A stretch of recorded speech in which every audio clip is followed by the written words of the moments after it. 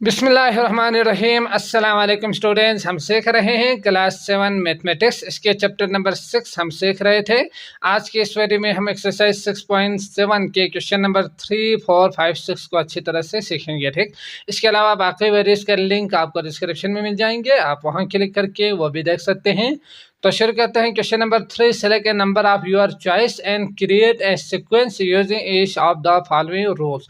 आपने क्या करना है, आप एक नंबर का अपना पसंद का एक नंबर आप चूज करेंगे, जिसमें आप 1 से लेकर 9 तक करेंगे तो ज़्यादा बेहतर रहेंगे। ठीक, तो आपने 1 से लेकर 9 तक के किसी भी नंबर में से एक अपने पसंद का एक नंबर लेनी है। तो पहला काम हम यहाँ पे क्या लेते हैं, 6 ही लेते हैं। ठीक, तो हम क्या करेंगे, 6 लेंगे। इसके बाद आपने क्या करना है, create a sequence using each of the following rules. अब आपने सीक्वेंस बनानी है, जो कि सीक्वेंस हम सीख कर आए हैं कि सीक्वेंस तरतीब से तसलसल के साथ जो एक ख़ास रूल के तहत जो नंबर्स दिया हुआ हो ट्रम में या पैटर्न में, तो उसे सीक्वेंस कहा जाता है। तो इसमें पहला जो है, इसमें आपने क्या करना है, एड 3 टू ईच टर्म। हर टर्म में आपने प्लस करना है 3 को। ठीक, तो यहाँ पे आप एस करके जो सीक्वेंस है उसके लिए एस करके लिख सकते हैं।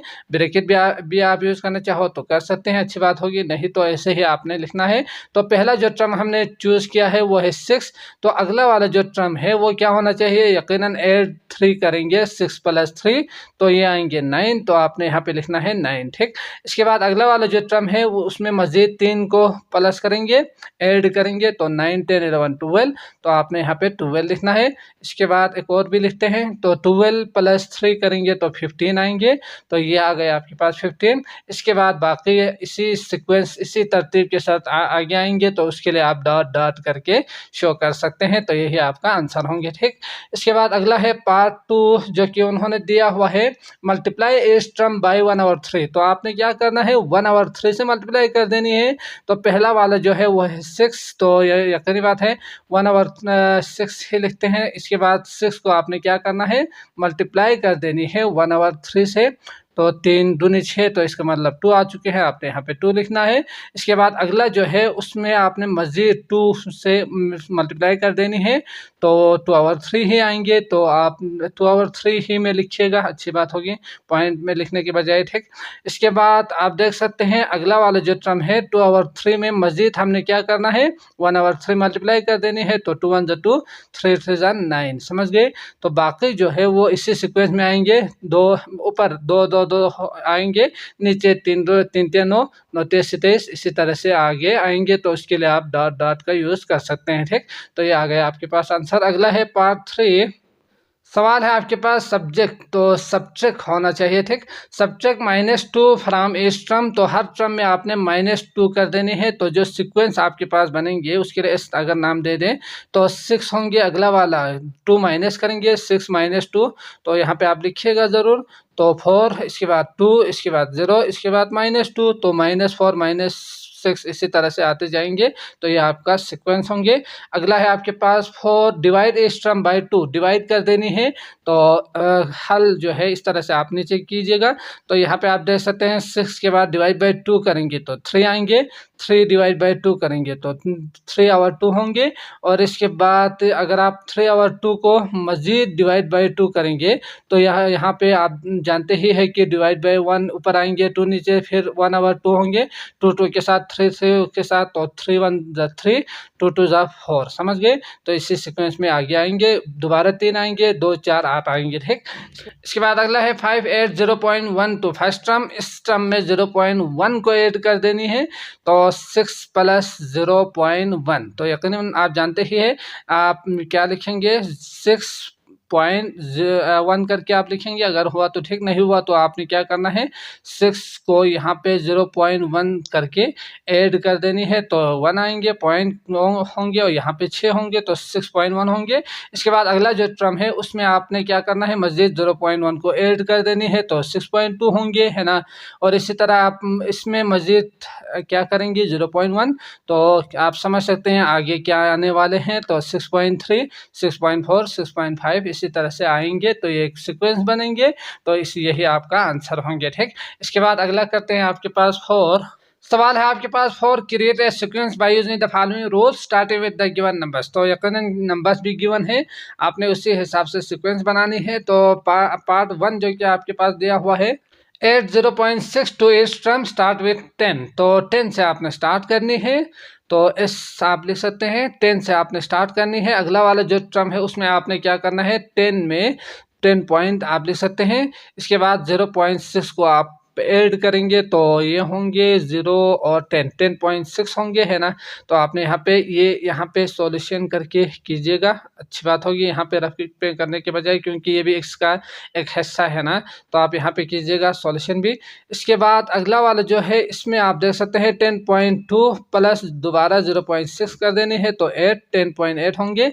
इसके बाद अगला वाला जो टर्म है उसको भी आप कीजिएगा, तो 10.8 0.6, तो 6 दिन 12 13 14, यहाँ पे 1 कैरी होंगे तो 11 आएंगे, तो 11.4 आएंगे। इसके बाद बाकी डॉट डॉट डॉट यूज कर सकते हैं। अगला है आपके पास part 2, square consecutive odd integer start with 1। तो आपने क्या करना है, ऑड इंटीजर जो कि आप जानते ही है उसका आपने स्क्वायर लेनी है, तो स्टार्टिंग जो है उसको आपने 1 से लेनी है। तो 1 अगर आप लेंगे तो 1 लिखने के बजाय यहाँ पे आप लिख सकते हैं 1 का स्क्वायर, तो इसका जो आंसर आएंगे वो आएंगे 1, ठीक। तो यहाँ पे 1 स्क्वायर इक्वल टू 1 करके लिख सकते हैं। ऑड है तो 3 ऑड है तो 3 का स्क्वायर, तो कितना आएंगे 9 आना चाहिए, तो यहाँ पे आएंगे 9। इसके बाद अगला वाला है 5 जो कि ऑड है, तो 5 का स्क्वायर 25 आएंगे। इसके बाद आगे आप 36 बाकी जो है वो भी आप लिखना चाहो तो 1 2 टर्म मजीद लिख सकते हैं। इसके बाद अगला है आपके पास 3, एड 1 और 2 times to each term start with 12। तो 12 तो जो कि उन्होंने दिया हुआ है, तो आपने क्या करना है 1 और 2 को ऐड कर देना है 12 टाइम के साथ।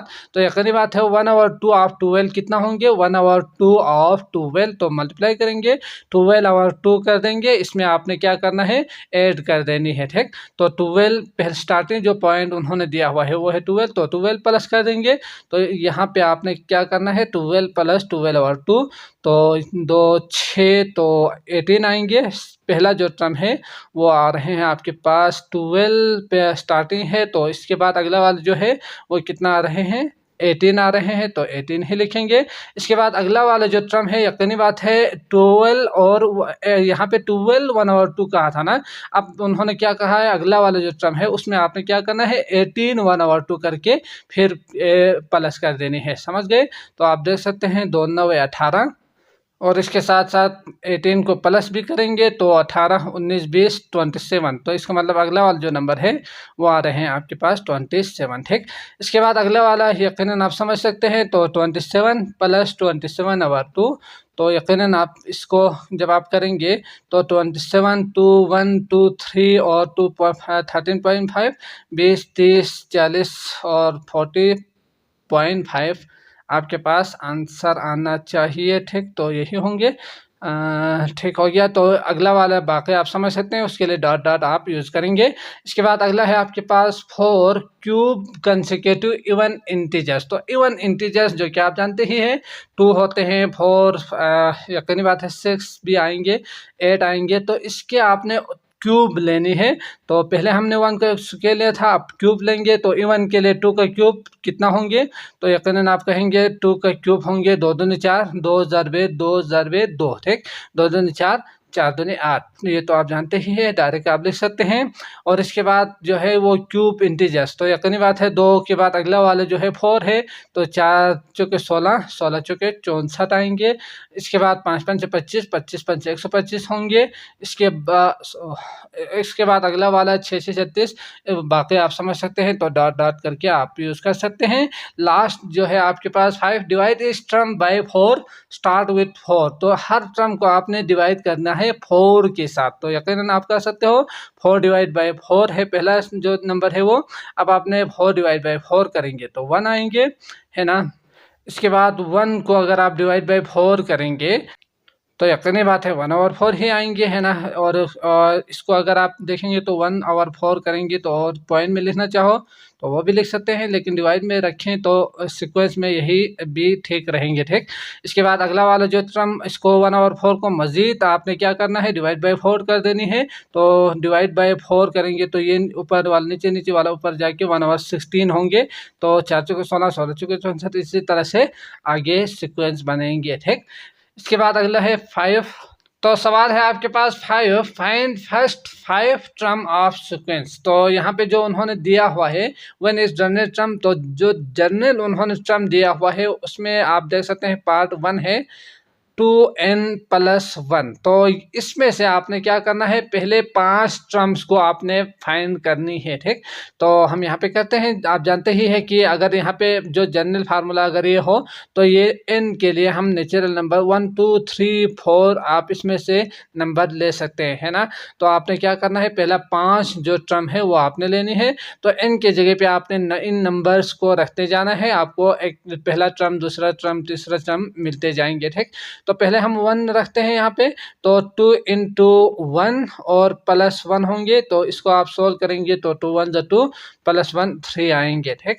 इसके बाद अगला वाला जो टर्म है वो कितना आएंगे, यकीनन आप समझ सकते हैं 2 और n की जगह पे आप 2 लिखेंगे और +1 करेंगे तो 2 2 = 4 +1 तो 5। इसके बाद अगला वाला जो टर्म है 2 3 तो इसको भी आपने लिखना है लाजमन, तो 2 3 = 6 और 7।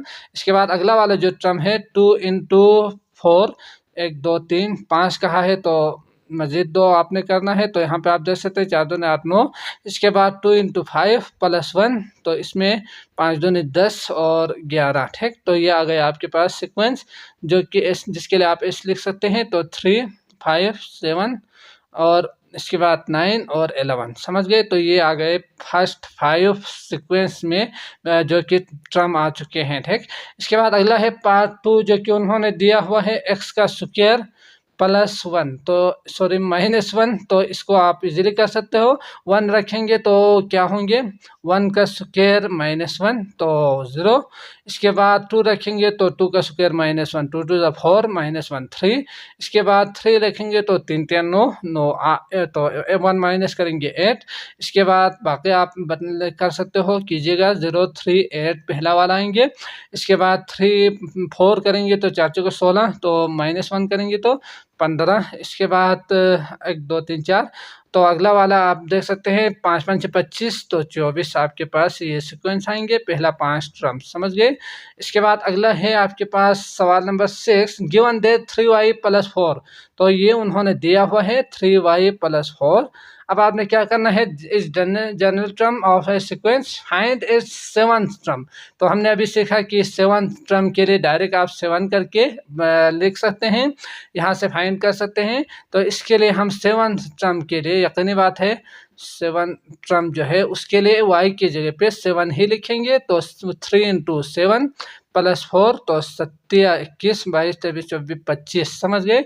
तो ये आ गए 7th टर्म 25। इसके बाद 10 टर्म्स के लिए यकीनी बात है 10th टर्म है उसमें आप देख सकते हैं y की जगह पे हम 10 लिखेंगे। तो पहला 3 है, इसके बाद 10, इसके बाद +4, तो 10 30 34, तो ये आ गया आपके पास 34, जो कि क्या होंगे, ये 34 होंगे, इसका 10वां जो टर्म है वो, ठीक। तो ये आ गया आंसर। तो मैं उम्मीद करता हूँ आपको अच्छी तरह से समझ में आ चुका होगा। अगर आए हैं तो लाइक करके जाइएगा। अगली वीडियो आपको डिस्क्रिप्शन में लिंक मिल जाएंगे, आप वहाँ क्लिक करके वो भी देख सकते हैं। मुझे इजाज़त दीजिएगा। अल्लाह निगहबान।